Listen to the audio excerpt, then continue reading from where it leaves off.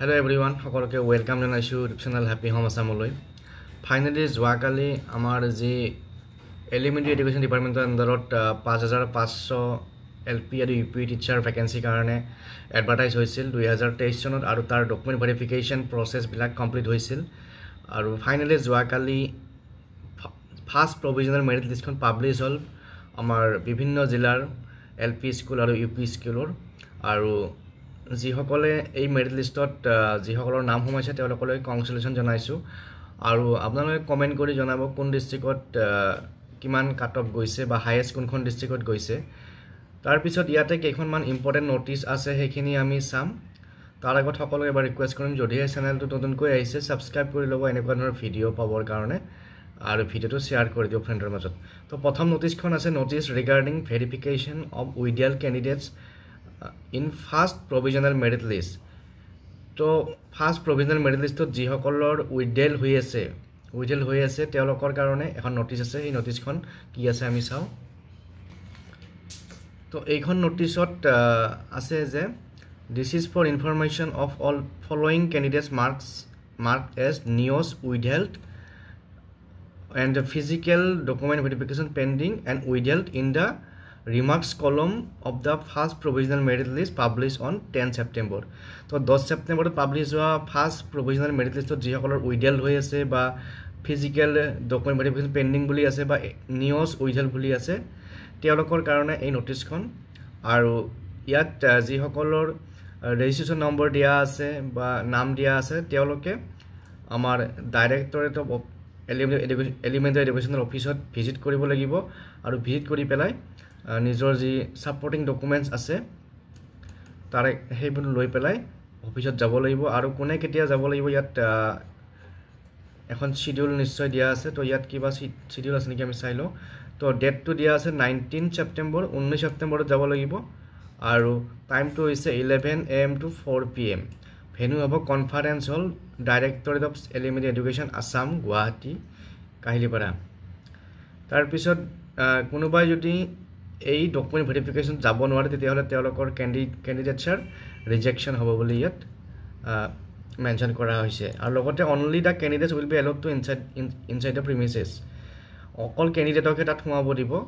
গতিকে যিসকলৰ নাম এই লিষ্টখনত আছে তেওঁলোকে অহা 19 ছেপ্টেম্বৰত যাব লাগিব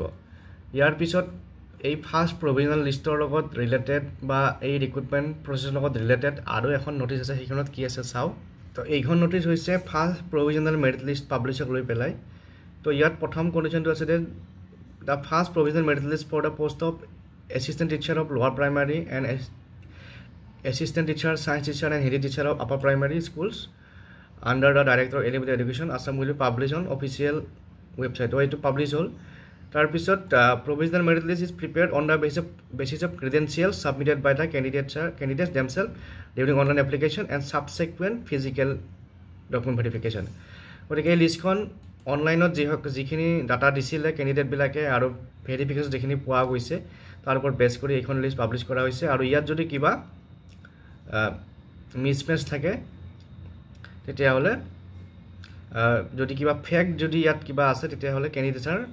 কেনচেল হ'ব তাৰপিছত appointment letter will be issued only to the candidates whose name appears in the final list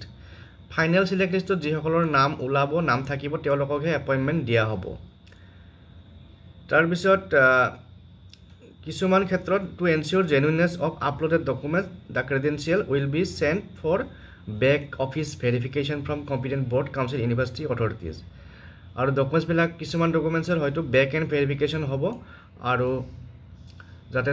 সঁচা হয়নে নহয় তাৰ কাৰণে বেক এণ্ড ভেৰিফিকেশ্যন হ'ব আৰু যদি নিগেটিভ ৰিপৰ্ট আহে তেতিয়াহ'লে কেণ্ডিডেটছৰ কেনচেল হ'ব পাৰে তাৰপিছত নেক্সট যেতিয়া ছেকেণ্ড মেৰিট লিষ্ট বা ফাইনেল মেৰিট লিষ্ট ওলাব তেতিয়া এই লিষ্টখন অট'মেটিকেলি কেনচেল হৈ যাব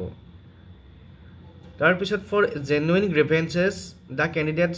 candidate may visit office of the undersigned as follows with all supporting documents যদি কাৰোবাৰ কিবা অভিযোগ আছে তেওঁলোকে